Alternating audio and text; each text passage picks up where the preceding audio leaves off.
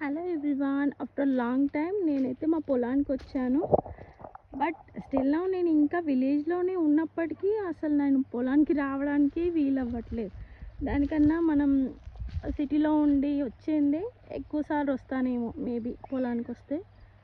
But ఊర్లో ఉండి రావడం అస్సలు అవ్వడం లేదు. చూస్తున్నారా అసలు ఇది బ్రౌన్ గ్రాస్ నేను ఒకసారి మీకు వీడియోలో పెట్టాను కదా. సో ఎంత బాగుంది కదా, అనిపిస్తుందా అసలు?